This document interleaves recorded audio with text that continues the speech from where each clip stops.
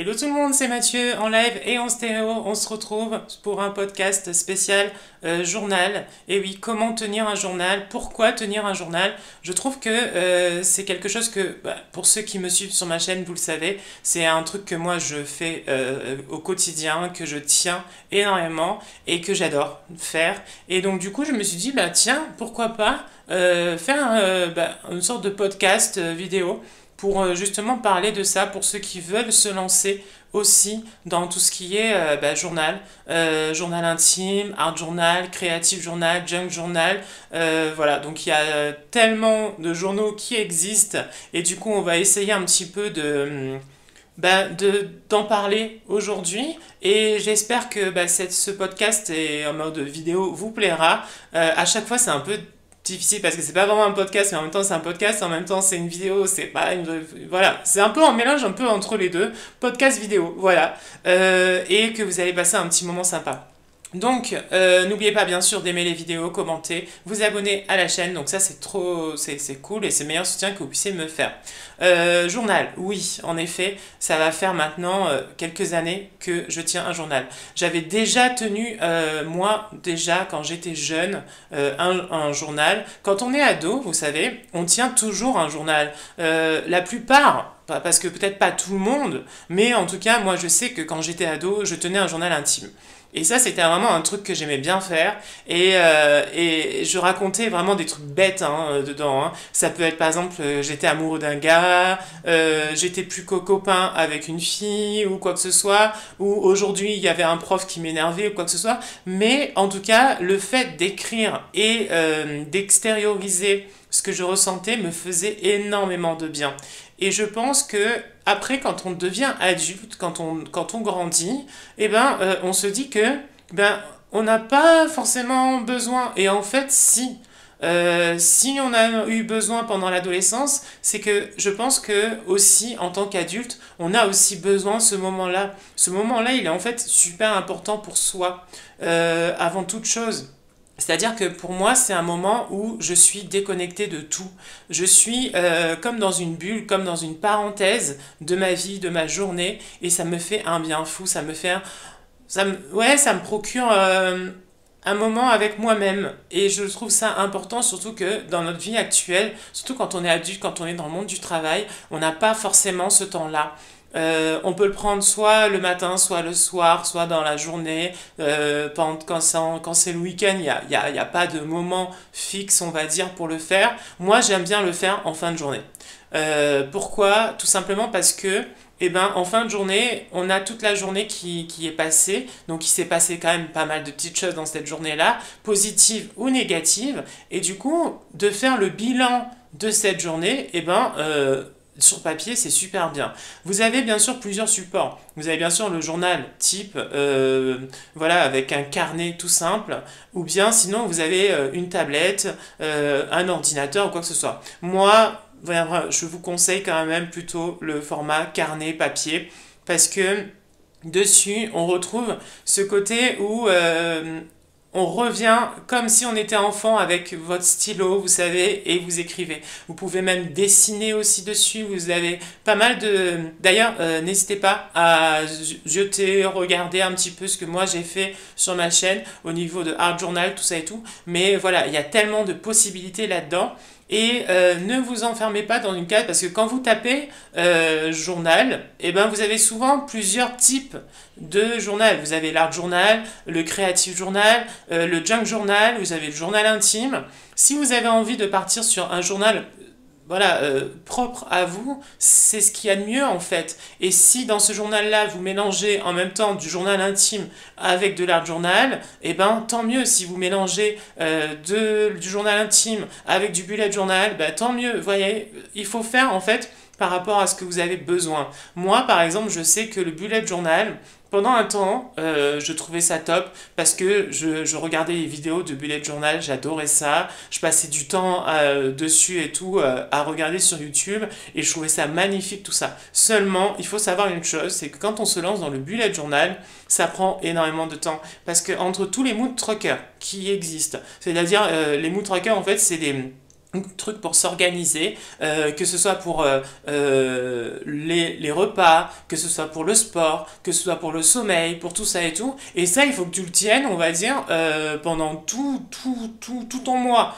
Ça prend énormément de temps. Or, si tu as un journal, tout simple, et que tu écris tes pensées, que tu as envie, par exemple, de dessiner, juste dessiner, par exemple, juste faire du collage, et ben en fait, finalement, c'est plus libérateur, c'est plus, ça va plus te ressembler. Tu seras pas contraint à faire des choses que forcément t'as pas forcément envie de faire là aujourd'hui, mais que comme tu te lances dans le bullet journal, et ben tu t'es dit que tu devais faire ça, donc tu dois faire ça. Donc vraiment, si vous voulez vous lancer dans le journal, peu importe lequel, eh ben, ne vous lancez pas forcément dans le bullet journal, mais plutôt dans un journal libre, dans un journal créatif, dans un journal où tu peux t'exprimer, où t'as pas de contraintes. Voilà, il faut surtout pas en avoir, parce que c'est des moments où tu as besoin de cette tranquillité. Moi, je mets un peu de musique, ou sinon carrément le silence. Ouais, ça fait du bien, d'avoir ce silence. Et toute la journée, tu as eu du bruit, que ce soit les voitures, que ce soit les gens, que ce soit tes collègues qui te parlent, que ce soit... Moi, je bosse avec des enfants, donc avec les enfants, tout ça et tout. D'avoir ce silence-là, juste toi, silence, journal, c'est le top du top. Un peu chaque jour. Franchement, ça peut paraître contraignant quand on le dit comme ça, de tenir un journal par jour, mais au final, tu t'apercevras que c'est ton petit rendez-vous habituel. C'est ton petit rendez-vous à toi. Et ça, c'est super important de l'avoir. On pense pas assez à soi. Moi, je sais que penser aux autres, c'était quelque chose qui est important dans notre vie. Et c'est bien, ça prouve que tu es tourné vers les autres. Mais aussi, il faut pas s'oublier. Moi, je sais que j'ai tendance à m'oublier. Et quand on s'oublie, ben après, on n'est pas bien. Et comme en ce moment, vous le savez certains, ça va pas. Mais ça va aller mieux. C'est-à-dire que bientôt, je vais guérir entre guillemets. C'est-à-dire que je vais aller mieux. J'ai même pris rendez-vous avec une psychothérapeute là ce week-end, donc je croise les doigts, j'espère que ça va être efficace et que ça va m'apporter, même si je sais que ça va remonter plein de choses, on va dire un petit peu enfouies en moi et que j'avais gardé et que je voulais pas sortir, mais il faut que ça sorte. Et justement, à travers le journal, tu peux aussi sortir tout ça. Ça peut paraître, comme je l'ai dit, contraignant. Parce que tu te dis que tous les soirs, même quand t'es parent, même quand t'as des obligations, eh ben, il faut d'abord que tu fasses ça. Donc, est-ce que j'aurai le temps? Mais au moins 5 minutes, 10 minutes, prends-toi ce temps-là. Et franchement, tu vas aimer ce moment-là. Tu vas l'apprécier et tu vas vouloir le refaire en fait le lendemain. Tu vas vouloir le faire l'après-lendemain. Et moi, c'est un peu ça. On va dire chaque jour, je suis là, je suis posée, j'ai mon journal avec moi, j'ai mes feutres, j'ai mon aquarelle, j'ai mes stickers, j'ai mon papier. Après, forcément, oui, soit on investit au niveau matériel, soit on fait un journal tout simple. Là, en ce moment, dans mon journal intime que je tiens là en ce moment, j'utilise feutre et stylo, c'est tout.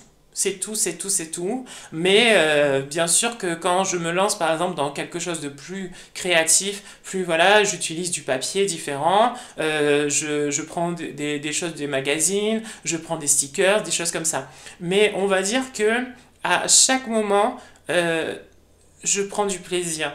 Et ça, c'est important. C'est un truc à soi, vous voyez, c'est un moment où, franchement, ça fait du bien. T'es déconnecté de tout, t'es avec toi-même, t'es tranquille, t'es posé et tu te libères. Tu peux bien sûr marquer des choses négatives, tu peux marquer des choses positives. Justement, c'est ça qui est cool. C'est que quand tu te lances dans le journal, eh ben, tu libères en fait ce que tu as. C'est comme un rêve, les rêves. Vous savez, les rêves, c'est l'inconscient qui travaille.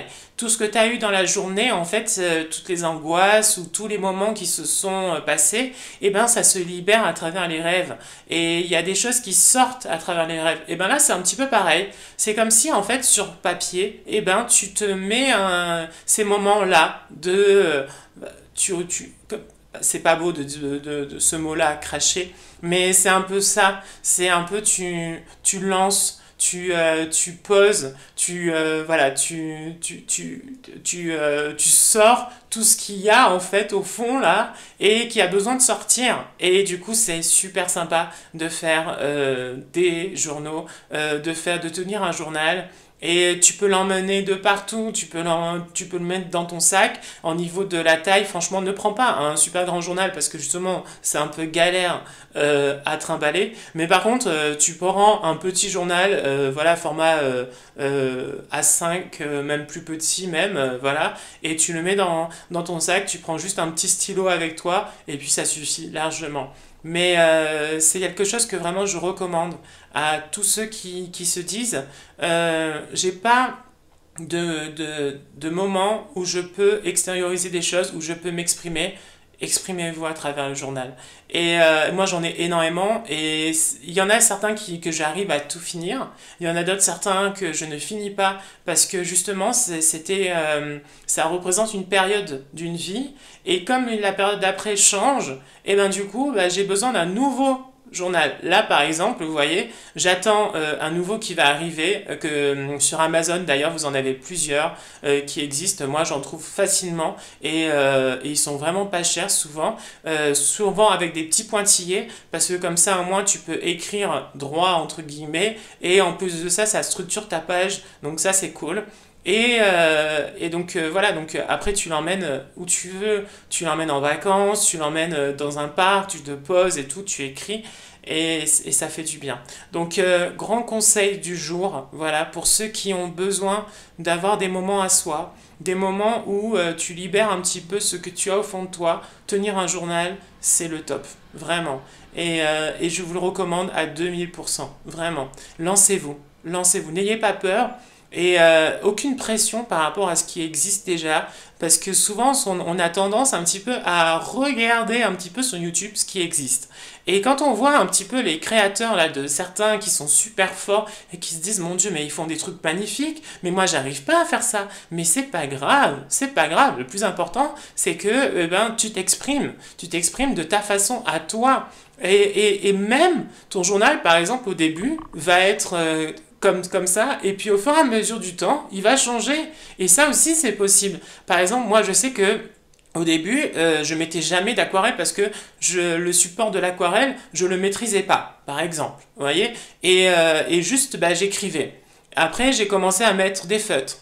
Après, j'ai commencé à mettre du collage. Après, j'ai commencé à faire de l'aquarelle. Petit à petit, en fait, il évolue en même temps que toi, ce que tu as envie, tout ça et tout. Donc, aucune pression de ce côté-là par rapport à ce qui existe déjà. Et même, ce que je peux te conseiller, c'est bien sûr, si tu as envie d'aller voir un petit peu ce qui existe, vas-y. Franchement, vas-y pour voir un petit peu, pour t'inspirer. Pour te donner un petit peu quelques idées, des choses comme ça. Mais avant tout, c'est toi. C'est ton journal à toi, voilà, c'est ton moment à toi et ça c'est super important. Moi je sais que tous les soirs je me prends ce moment-là et ça me fait du bien et j'en ai besoin même, c'est vraiment un besoin maintenant. On parle de l'art-thérapie aussi à l'intérieur de ce concept-là, c'est un peu ça. Voilà, c'est un peu tout ça. En tout cas, j'espère que ce petit moment vous a plu, que vous avez passé un moment sympa, que ça va vous donner surtout envie de vous lancer pour ceux qui ne sont pas lancés là-dedans. Ceux qui se sont lancés, ben, forcément, continuez, voilà. Lancez-vous, continuez, voilà, vivez à travers, voilà, votre journal. Expérimentez-le, changez-le, voilà, et faites-le évoluer et ne pas avoir de complexe, ne pas avoir je sais pas, comment on dit ça, de honte ou se rabaisser par rapport à d'autres. Non, non, non, non, non. Votre journal, il est à vous. Votre journal, il est propre à chacun. Et du coup, c'est cool parce que vous avez différents journaux qui existent. Et ça, c'est super sympa. Voilà. Donc, à bientôt. En tout cas, je vous fais plein de gros bisous. Portez-vous bien surtout. Et je veux juste faire un petit clin d'œil à deux gars et un chien qui m'ont fait un petit peu de petite pub, on va dire, sur Instagram. Et franchement, merci les gars. Parce que moi aussi, je vous regarde et je vous aime beaucoup. Donc voilà. Ciao, ciao. Bisous. Ciao.